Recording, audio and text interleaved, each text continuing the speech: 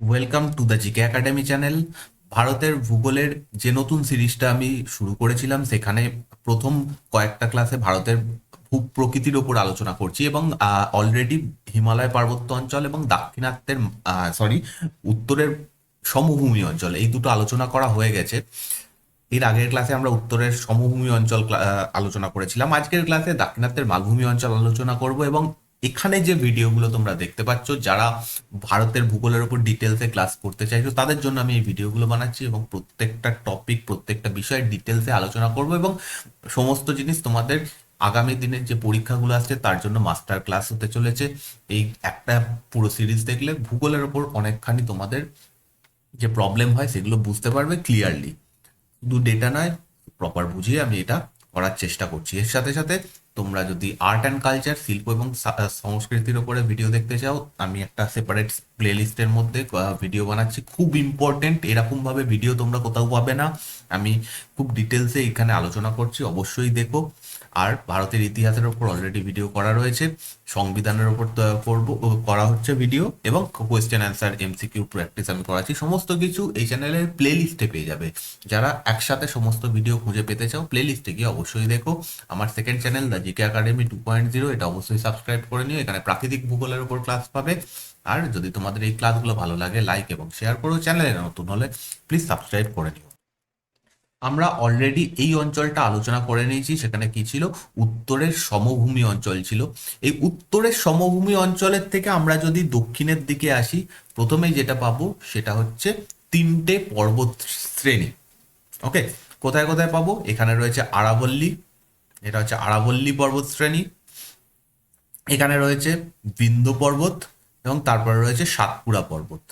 এবং আরো যদি দক্ষিণে যাই, ভারতের উপকূল দিয়ে পূর্ব এবং পশ্চিম উপকূলে দুটো পর্বত শ্রেণী রয়েছে। একটা হচ্ছে পশ্চিম ঘাট পার্বত্য অঞ্চল, একটা হচ্ছে পূর্ব ঘাট পার্বত্য অঞ্চল। এর মধ্যখানের যে অংশটা, সেটা ভারতের বৃহৎ মালভূমি অঞ্চল। এটা উত্তর দক্ষিণে, নর্থ থেকে সাউথ, এটার যে লেন্থ মোটামুটি 1600 কিলোমিটার। এবং পূর্ব পশ্চিমে, পূর্ব থেকে পশ্চিমে এটা প্রায় 1400 কিলোমিটার। এবং টোটাল এরিয়া, মানে পুরো যে যতটা রয়েছে, টোটাল এরিয়া যদি দেখি, সেটা হচ্ছে 16 লাখ স্কোয়ার কিলোমিটার। এখনো অবধি আমরা যে কটা ভূমিভাগ পড়ে এসেছি তার মধ্যে সব থেকে বেশি, এবং শুধু তাই নয়, ভারতের সব থেকে বড় ভূমিভাগ এটাই, দাক্ষিণাত্যের যে মালভূমি অঞ্চল। ভারতের ভূভাগের বলা যেতে পারে হাফ দাক্ষিণাত্যের মালভূমি অঞ্চলের মধ্যে রয়েছে। পুরো অঞ্চলটার যে ভূমির ঢাল, সেটা পশ্চিম থেকে পূর্ব দিকে। সেই কারণেই অধিকাংশ যে দাক্ষিণাত্যের নদীগুলো, সবগুলোই পশ্চিম থেকে পূর্ব দিকে প্রবাহিত হচ্ছে। এক্সেপশন দুখানা রয়েছে। একটা হচ্ছে নর্মদা, এই জায়গাটা দিয়ে প্রবাহিত হচ্ছে বিন্দু এবং সাতপুরার মধ্যে দিয়ে, এবং তাপি নদী এখান দিয়ে প্রবাহিত হচ্ছে। ঠিক আছে, এই দুটো বাদ দিয়ে বাকি সমস্ত নদী যেগুলো এইরকম পশ্চিম দিক থেকে আসছে, পূর্ব দিকে গিয়ে বঙ্গোপসাগরে পতিত হচ্ছে।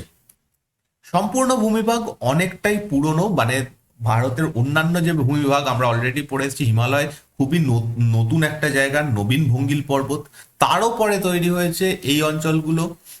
অর্থাৎ উত্তরের যে বৃহৎ সমভূমি অঞ্চল, হিমালয়েরও পরে তৈরি হয়েছে। আর যে উপকূলের সমভূমি অঞ্চল রয়েছে, এটার পরের দিনে আমরা পড়বো, সেগুলো অনেকটা পরে তৈরি হয়েছে। কিন্তু এই যে অঞ্চলটা, দাক্ষিণাত্যের যে মালভূমি অঞ্চলটা, এটা অনেক দিন আগে তৈরি হওয়া, এবং আর্কিয়ান যুগে এটা তৈরি হয়েছিল। কয়েকটা যুগ রয়েছে, তোমরা যদি চাও আমি এই যুগগুলো নিয়ে আলোচনা করব। গন্ডোয়ানা যুগ, টার্সিয়ারি যুগ, এইরকম সব বিভিন্ন যুগ রয়েছে। আর্কিয়ান যুগের এটা তৈরি হয়েছিল, এবং মেনলি নিস ও সিস্ট জাতীয় শিলা দিয়ে তৈরি। বেসিক্যালি এটা কি, অনুচ্চ একটা মালভূমি অঞ্চল, যার হাইট মোটামুটি 1000 মিটারের মধ্যে, উচ্চতা 1000 মিটারের মধ্যে। অ্যাভারেজ হাইট 600 থেকে 900 মিটার, আর কিছু কিছু জায়গাতে 1000 মিটার, মানে ম্যাক্সিমাম 1000 মিটার, তার বেশি এখানের উচ্চতা নয়, গড় উচ্চতা। চলে আসবো ম্যাপে। ম্যাপ অনুযায়ী পরপর যে ভূমিভাগগুলো রয়েছে সেগুলো আমাদের বুঝতে হবে। পশ্চিম থেকে পূর্ব দিকে যাব। পশ্চিমে আরাবল্লী পর্বত আমরা দেখতে পাচ্ছি, মেনলি গুজরাট থেকে শুরু হয়েছে, অধিকাংশ অংশটা রাজস্থানের মধ্যে রয়েছে, দিল্লিতে গিয়ে শেষ হচ্ছে। এর ঠিক পরে এইখানে একটা ছোট মালভূমি অঞ্চল রয়েছে, যেটাকে মারওয়াড় প্ল্যাটু বা মারওয়াড় মালভূমি বলা হয়। ওকে, মারওয়াড় মালভূমি। প্রত্যেকটা মালভূমি যেগুলো এখানে ভাগ ভাগ করে দেখানো হয়েছে, প্রত্যেকটা সম্পর্কে অল্প অল্প ডেটা লাগবে, যেটা আমাদেরকে মনে রাখতে হবে এবং বুঝতে হবে যে এই জায়গাটা কেন, কিভাবে, এটার কি বিশেষ বৈশিষ্ট্য রয়েছে। মারওয়ার মালভূমি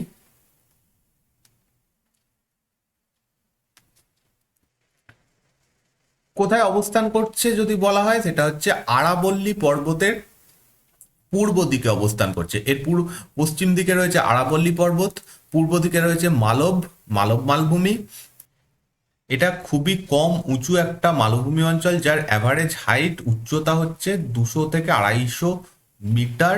200 থেকে 250, খুব বেশি হাইট নয়। এবং এটার আহ, ঢাল ঢাল সবগুলো, সব জায়গায় এখানে যাই আছে ঢাল হচ্ছে পশ্চিম থেকে পূর্ব দিকে, তাই কমন, যেটা সব জায়গায় ইউজ করবো না কথাটা। এর মধ্যে দিয়ে বানাস নদী প্রবাহিত হয়েছে। বানাস নদী গিয়ে আবার মিশছে কোথায়, চম্বল নদীতে গিয়ে। ঠিক আছে, তো এর মধ্যে দিয়ে বানাস নদী প্রবাহিত হচ্ছে। বানাস হচ্ছে চম্বলের উপনদী, বা চম্বল গিয়ে গঙ্গার সঙ্গে মিশছে, তো বানাস নদী এই জায়গাটাকে প্রভাবিত করছে।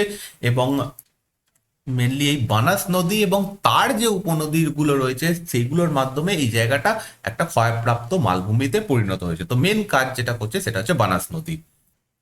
নেক্সট হচ্ছে সেন্ট্রাল হাইল্যান্ড বা মধ্য ভারতের মালভূমি অঞ্চল। এইটা কোথায় দেখা যাচ্ছে, আরাবল্লী পর্বত। এগেন আরাবল্লী পর্বত এখানে রয়েছে, আরাবল্লী পর্বতের পশ্চিমে, এর দক্ষিণ দিকে রয়েছে মালব মালভূমি, আর এদিকে পূর্ব দিকে রয়েছে বুন্দেলখণ্ড মালভূমি।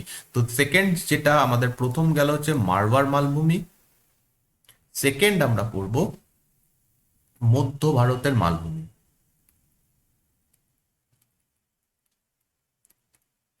যাকে ইংরেজিতে সেন্ট্রাল হাইল্যান্ড বলা হয়। এখান দিয়ে চম্বল নদী প্রবাহিত হচ্ছে, এবং চম্বল নদীর যে সমস্ত উপনদীগুলো রয়েছে, সিন্ধ এবং পার্বতী, এই সমস্ত নদীগুলো এর উপর কাজ করতে। তো চম্বল চম্বল নদী এখানকার মেন বৈশিষ্ট্য। এবং চম্বল নদীর উত্তরের যে অংশটা, অ্যাকচুয়ালি চম্বল নদী এখান দিয়ে প্রবাহিত হচ্ছে, এর উত্তরের যে অংশটা সেটাকে সেন্ট্রাল হাইল্যান্ড বলা হয় বা মধ্য ভারতের মালভূমি বলা হয়। এর যে উত্তর অংশটা, চম্বল নদীর উত্তর অংশটা, চম্বল নদীর যে বিখ্যাত উপত্যকা সেটা পড়ছে এর মধ্যে। অর্থাৎ সেখানে আহ ভূমিভাগ কিছুটা রুক্ষ, এবং অনেক ছোট ছোট আহ উপত্যকার মধ্যে চম্বল উপত্যকার যে স্পেশাল বৈশিষ্ট্য, যেটাকে জিওগ্রাফিক টার্মে ব্যাডল্যান্ড বলা হয়, তো সেই রকম জিনিস এখানটাতে দেখতে পাওয়া যায়। আমাদের এখান থেকে মেন যেটা দেখলাম, মানে দুটো যেগুলো দেখছি ম্যাপের মধ্যে দেখানোর মেন কারণ হচ্ছে এগুলোর অবস্থানটা তোমাদেরকে ভালোভাবে বুঝতে হবে কোথায় রয়েছে। এটা হচ্ছে সেন্ট্রাল হাইল্যান্ড। নেক্সট, বুন্দেলখণ্ড।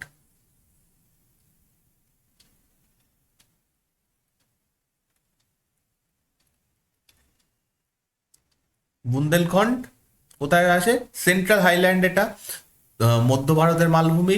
ঠিক তার পূর্ব দিকে মালব মালভূমির পূর্ব উত্তর পূর্ব দিকে এটা অবস্থিত। এখানে রয়েছে, এটা হচ্ছে বিন্ধ্য পর্বত, বিন্ধ্য পর্বত থেকে উত্তরে এটা অবস্থিত। আর বাঘেলখণ্ড এখানে রয়েছে, যেটা ডিপ ব্লু কালার রয়েছে, এটা হচ্ছে বাঘেলখণ্ড মালভূমি, বাঘেলখণ্ডের পশ্চিম দিকে এটা অবস্থিত। আর উত্তরে অবভিয়াসলি কে রয়েছে, উত্তরের সমভূমি অঞ্চল। এর ওপর দিয়ে যমুনা নদী প্রবাহিত হচ্ছে। দুটো রাজ্যের মধ্যে এটা রয়েছে, উত্তরপ্রদেশ এবং মধ্যপ্রদেশে কিছুটা অংশ রয়েছে। অ্যাভারেজ হাইট খুব বেশি নয়, 300 থেকে 600 মিটার। এই জায়গাতে এক রকমের ভূমিরূপ দেখা যায়, যেটাকে সেনাইল টোপোলজি বলা হয়, মানে সেনাইল টোপোগ্রাফি, সরি টোপোলজি নয়। এই জিনিসটা কি? টোপোগ্রাফি মানে হচ্ছে ভূমিরূপ। আর সিনাইল টোপোগ্রাফি কেমন একটা জিনিস, যখন কোনো একটা প্রাচীন এলাকা নদীর ক্ষয়কাজের ফলে প্রায় সমতল ভূমিতে পরিণত হয়, বা সমপ্রায় ভূমি টাইপ একটা টার্ম তোমরা শুনে থাকবে, সমপ্রায় ভূমি, তো সেই রকম পরিণত হয়, সেটাকে সিনাইল টোপোলজি বলা হয়। তো এইখানের যে ভূমিরূপ, মেনলি চম্বল নদীর যে সমস্ত উপনদীগুলো রয়েছে, যেমন বেতুয়া,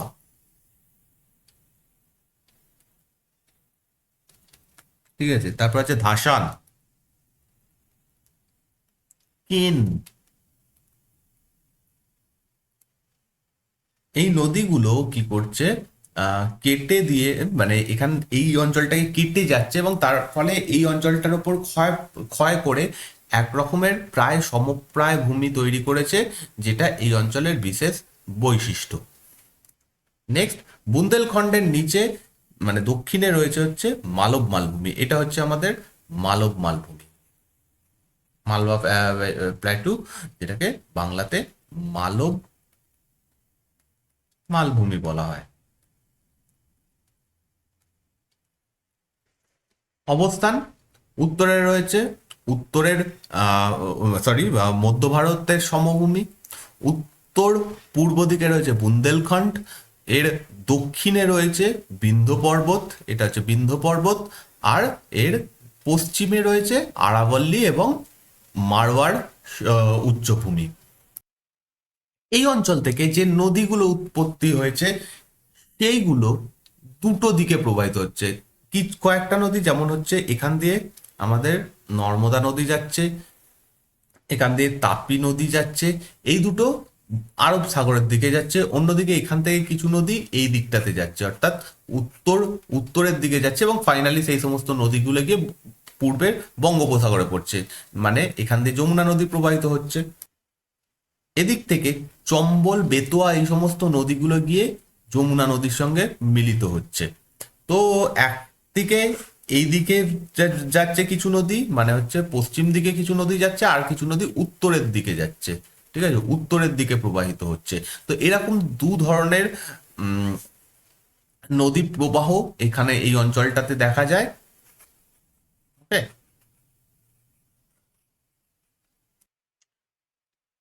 চম্বল নদী অ্যাজ ইউজুয়াল এখানেও এখানকার একটা গুরুত্বপূর্ণ নদী। চম্বল নদী এখানে এখানে আহ, ইংরেজিতে রেভাইন রেভাইন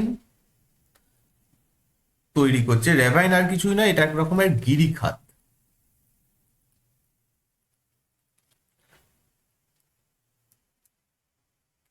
ক্যানিয়ন ব্যাপারটা পড়েছ, আমি এইগুলো সম্পর্কে প্রাকৃতিক ভূগোলে আলোচনা করেছি। ক্যানিয়ন এক রকমের গিরিখাত, সেই ক্যানিয়ন গিরিখাতের থেকে একটু নিচু, বা বলতে পারো অনেকটাই নিচু গিরিখাতকে রিভাইন বলা হয়। এই চম্বল নদী মালব মালভূমিতে রিভাইন তৈরি করেছে, যেটাকে চম্বল রিভাইন বলা হয়। নেক্সট হচ্ছে বুন্দেল খণ্ড হয়ে গেছে বাঘেলখণ্ড।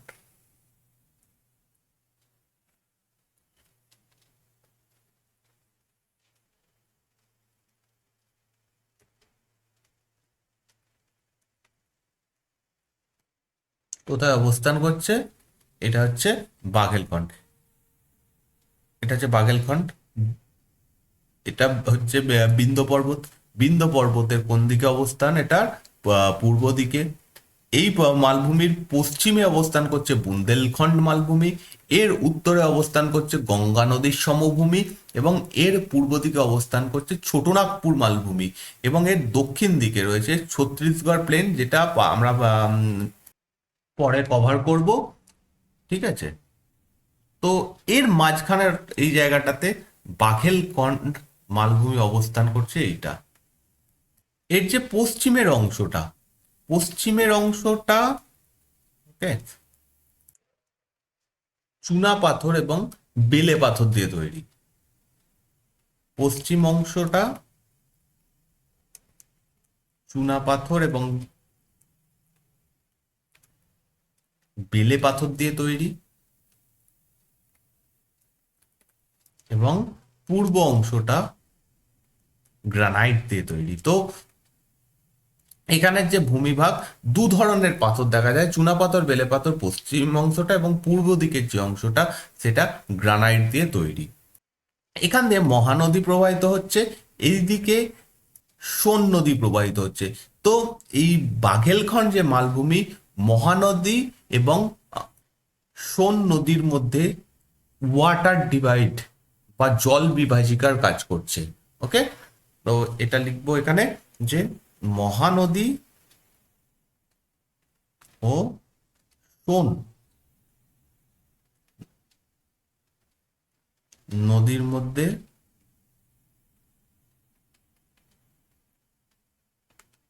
জলবিভাজিকার কাজ করছে। এই জলবিভাজিকা জিনিসটা কি?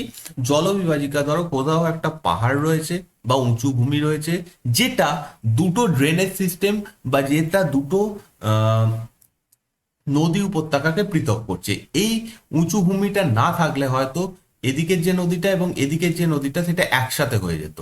যেহেতু মাঝখানে এই উঁচু ভূমিটা রয়েছে, সেই জন্য এই 1 নম্বর নদীটা 2 নম্বর নদীর সঙ্গে মিশতে পারছে না। এই জিনিসটা, এই মাঝখানে এই ধরনের যে উঁচু ভূমি, তাকে জলবিভাজিকা বলা হয়, বা ইংরেজিতে ওয়াটার সেট বলা হয়। তো এই ধরনের জলবিভাজিকার কাজ করছে দুটো নদীর মধ্যে বাঘেলখন্ড মালভূমি। Okay, next, the most important, Chotanagpur মালভূমি। বাঘেলখন্ডের পূর্ব দিকে অবস্থিত, আর এদিকে রয়েছে কি পশ্চিমবঙ্গ। পশ্চিমবঙ্গের যে বৃহৎ গঙ্গা নদীর সমভূমি অঞ্চল, তার পূর্ব দিকে অবস্থিত। উত্তরেও রয়েছে হচ্ছে গঙ্গার সমভূমি অঞ্চল। ওকে, আর নিচের দিকটাতে, এদিকটাতে আহ, ছত্তিশগড় প্লেন এবং পূর্বঘাট পার্বত্য অঞ্চল রয়েছে দক্ষিণ দিকে। তো তার মাঝখানে অবস্থান করছে আমাদের ছোট নাগপুর মালভূমি।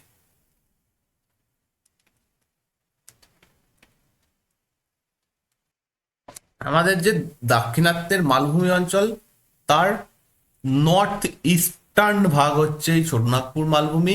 এইটা এখান থেকে এরপরে আর মালভূমি নেই। মাঝখানে এই বিশাল বড় যে অংশটা, সেটা গঙ্গা নদী, তার বিভিন্ন উপনদী এবং শাখা নদী ক্ষয় কাজের ফলে ক্ষয় করে দিয়েছে। আবার সেটার কন্টিনিউয়েশন হবে কোথায় গিয়ে? মেঘালয় মালভূমিতে গিয়ে। তো মেঘালয় মালভূমি অ্যাকচুয়ালি ছোটনাগপুর মালভূমিরই অংশ, কিন্তু মাঝখানের অংশটা গঙ্গা নদীর ক্ষয় কাজের ফলে সেটা সমভূমিতে পরিণত হয়ে গেছে, যেটা আজকের পশ্চিমবঙ্গ এবং বাংলাদেশ রয়েছে, বিশাল বড় একটা অংশ। 3টে রাজ্যে এটা রয়েছে। এর যে পশ্চিম অংশটা ঝাড়খণ্ড ছত্তিশগড়ে পড়ে যাচ্ছে, পশ্চিমবঙ্গ এই জায়গাটা,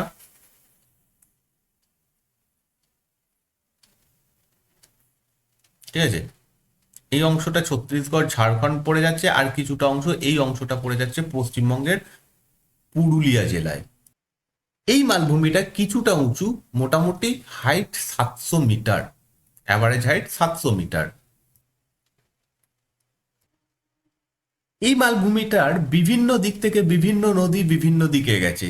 এই ধরনের যে ব্যাপারটা, সেটাকে radial drainage system, radial drainage pattern বলা হয়, যেখানে কোনো একটা উচ্চ ভূমি থেকে বিভিন্ন দিকে নদী প্রবাহিত হয়েছে, সেটাকে রেডিয়াল ড্রেনেজ প্যাটার্ন বলা হয়। এই অঞ্চলের মেন নদী দামোদর।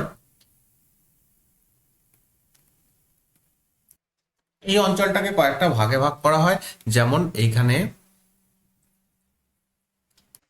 এখান দিয়ে দামোদর নদী প্রবাহিত হচ্ছে। দামোদর নদীর যে উত্তরের অংশটা, সেটাকে হাজারিবাগ মালভূমি বলা হয়। এই অঞ্চলে একটা পাহাড় রয়েছে, যেটা হচ্ছে পরেশনাথ পাহাড়, বিখ্যাত পরেশনাথ পাহাড়, হাজারিবাগ মালভূমির অংশ। দামোদরের যে দক্ষিণ অংশটা, সেই জায়গাটাকে বলা হয় রাঁচি মালভূমি।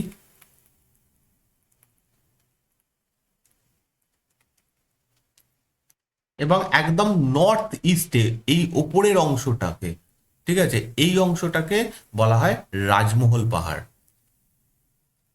এখানে প্রপার পাহাড় রয়েছে। বাকিটা মালভূমি অঞ্চল হলেও এই জায়গাটাতে পাহাড় অঞ্চল দেখতে পাওয়া যায়, পাহাড়ি অঞ্চল দেখতে পাওয়া যায়। এবং এই যে রাজমহল পাহাড়, এটা অ্যাকচুয়ালি এই ছোটনাগপুর মালভূমির অংশ। প্রচুর পরিমাণে খনিজ পদার্থ এখান থেকে পাওয়া যায়, প্রচুর পরিমাণে কয়লা, বিশেষত কয়লা এখান থেকে ব্যাপক পরিমাণে পাওয়া যায়। এই দাক্ষিণাত্য মালভূমিরই একটা এক্সটেন্ডেড ভার্সন হচ্ছে এখানে মেঘালয় মালভূমি, যেমনটা বললাম মাঝখানে গঙ্গা নদী তার ক্ষয় কাজের ফলে এই জায়গাটাকে গঙ্গা এবং ব্রহ্মপুত্র নদী এখানে ক্ষয় করে মাঝখানের অংশটা সমভূমি বানিয়ে দিয়েছে। বাট মেঘালয় মালভূমি এখানে বাকি অংশটুকু থেকে গেছে ভারতের উত্তর পশ্চিম উত্তর পূর্ব দিকে। এই যে রাজমহল পাহাড় দেখলাম, এই রাজমহল পাহাড়েরই অ্যাকচুয়াল এক্সটেন্ডেড ফর্ম, এটাই বেড়ে গিয়ে এগিয়ে গিয়ে মেঘালয় মালভূমি তৈরি করেছে। ওকে, আর মানে আরো প্রপারলি বলতে গেলে এই রাজমহল পাহাড়েরই একটা অংশ হচ্ছে এই মেঘালয় মালভূমি, বাট মাঝখানটাতে নদীর ক্ষয়কাজের ফলে সমভূমি অঞ্চলে পরিণত হয়েছে। এবং যেহেতু এখানে রাজমহল পাহাড় শেষ হচ্ছে, এখানটার থেকে প্রথম যে পাহাড় শুরু হবে গারো, তারপর আসবে খাসি, তারপর জয়ন্তিয়া। প্রথম যে পাহাড় পর্বত শ্রেণীটা এখানে আসবে সেটা হচ্ছে গারো পাহাড়। তো সেই জন্য এই যে মাঝখানের যে গ্যাপটা অংশটাকে বলা হয় রাজমহল গারো গ্যাপ। রাজমহল গারো গ্যাপ, ঠিক আছে। এদিকে যেহেতু রাজমহল পাহাড় রয়েছে, এদিকে যেহেতু গারো পাহাড় রয়েছে, ঠিক আছে। গারো পাহাড়ের ঠিক পরেই রয়েছে কি খাসি পাহাড়, ঠিক আছে। এখানে মেনলি যে পাহাড়গুলো রয়েছে গারো, তারপর রয়েছে খাসি, তারপর আছে জয়ন্তিয়া,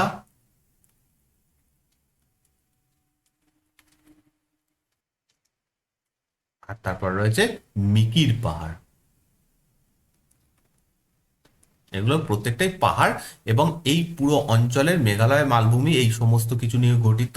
এবং এই মেঘালয় মালভূমির সর্বোচ্চ যে অংশ যেটার নাম হচ্ছে Shillong. Shillong height 1961 metre. Okay, এরপরে ফাইনালি রয়েছে ডেক্কান প্ল্যাটু, যা এই পুরো অংশটা এটাকে বলা হয়, যেটা বিশাল বড় একটা অংশ, যেটাকে বাংলাতে বলা হয় দাক্ষিণাত্য মালভূমি। ওকে, এরপরে ফাইনালি যেটা রয়েছে দাক্ষিণাত্য মালভূমি।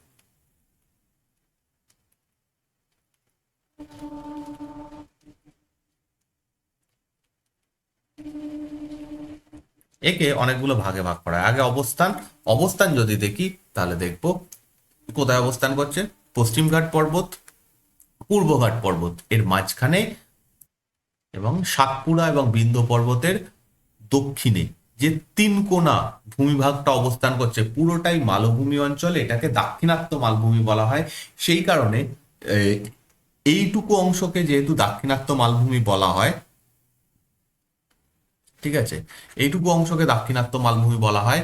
বাকি অংশটাকে নিয়ে যেগুলো এতক্ষণ আলোচনা করলাম সেগুলোকে একসাথে নিয়ে অ্যাড করে উপদ্বীপীয় মালভূমি একটা নতুন টার্ম দেওয়া হয়েছে। পুরোনো বইতে পুরো অংশটাই দাক্ষিণাত্য মালভূমি বলা হয়েছে, বাট অ্যাকচুয়ালি এই যে পুরো অংশটা এটাকে উপদ্বীপীয় মালভূমি বলা হয়। কেন উপদ্বীপ? কারণ এই যে অংশটা পুরোটা দেখলে দেখা যাবে যে এর তিন দিকে জল রয়েছে। এদিকে আরব সাগর রয়েছে, ওকে, এদিকে বঙ্গোপসাগর রয়েছে, আর দক্ষিণে দক্ষিণে রয়েছে ভারত মহাসাগর। তো এর পুরো মাঝখানে আর উপরের দিকটাতে স্থলভাগ রয়েছে। তো এই যে পুরো অংশটাকে বলা হয় উপদ্বীপ। ওকে, কিন্তু উপদ্বীপীয় মালভূমির অনেকগুলো ভাগ অলরেডি আমরা দেখলাম। ফাইনাল যে ভাগ সেটাকে বলা হয় দাক্ষিণাত্য মালভূমি। তো দাক্ষিণাত্য মালভূমি নিচের অংশটাকে বলা হয় এবং এটাকে তিনটে ভাগে ভাগ করা হয়। ওকে, তিনটে ভাগ কি কি, যেটা এখানেও পয়েন্ট করা রয়েছে, এখানেও পয়েন্ট করা রয়েছে, আমরা একটু পরিষ্কার করে নিয়ে তারপর দেখব।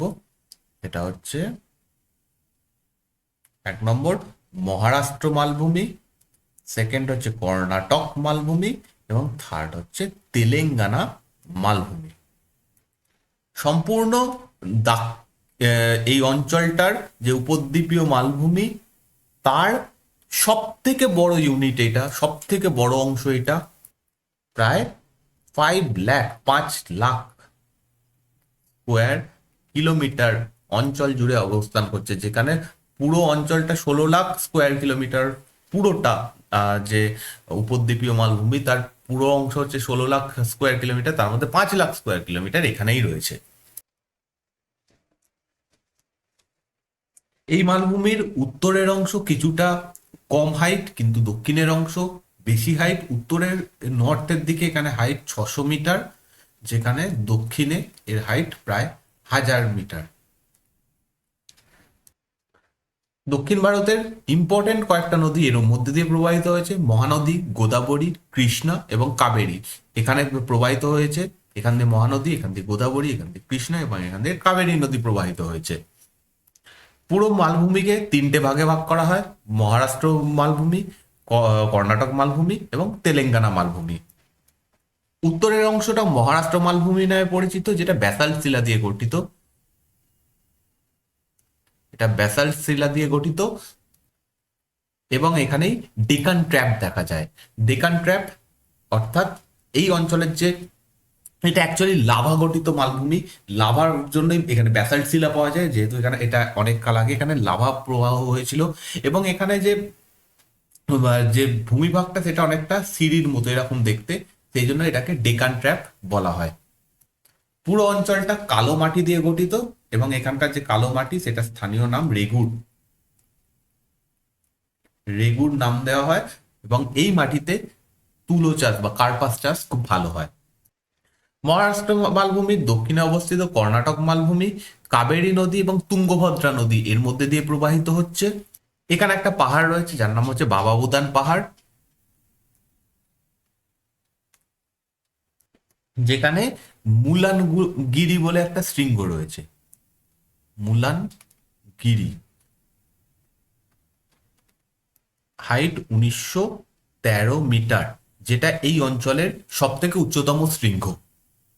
এই অঞ্চলে যে ভূমিভাগ পাওয়া যায়, কিছুটা হচ্ছে উঁচু পার্বত্য অঞ্চল বা মালভূমি অঞ্চল, কিছুটা রোলিং প্লেন মানে হচ্ছে ঢেউ খেলানো এরকম ভাবে এরকম সমভূমি। যে পার্বত্য অঞ্চল সেটাকে মালনাদ বলা হয় এবং যে রোলিং প্লেন বা সমভূমি অঞ্চল সেটাকে ময়দান বলা হয়। এগুলো সবই স্থানীয় নাম। অন্যদিকে কর্ণাটক মালভূমির পূর্ব দিকে অবস্থান করছে তেলেঙ্গানা মালভূমি। এখানে তিনটে নদী প্রবাহিত হচ্ছে: গোদাবরী, কৃষ্ণা এবং পেন্নার। ঠিক আছে, গোদাবরী, কৃষ্ণা এবং পেন্নার। এই অংশের উত্তর উত্তর পূর্ব দিকে একটা সমভূমি অঞ্চল অবস্থান করছে, যেটার নাম হচ্ছে ছত্তিশগড় সমভূমি।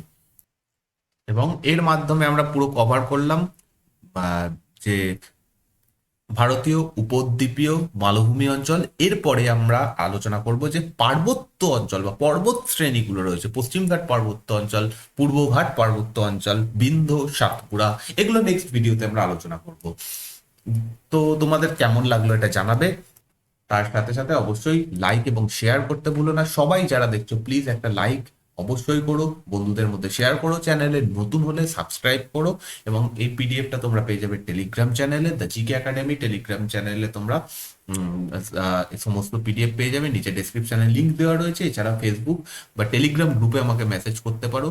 পিডিএফ পাবে এখানে, পিডিএফ পাবে টেলিগ্রাম চ্যানেলে, যেখানে তোমরা মেসেজ করতে পারবে না, কিন্তু যদি তোমাদের কিছু বলার থাকে তোমরা মেসেজ করতে পারো বা কমেন্ট করতে পারো। আমি প্রত্যেকের কমেন্ট অবশ্যই দেখি এবং তার রিপ্লাই করার চেষ্টা করি। ওকে, দেখা হচ্ছে নেক্সট দিনের ক্লাসে। থ্যাংক ইউ এই ভিডিওটা দেখার জন্য।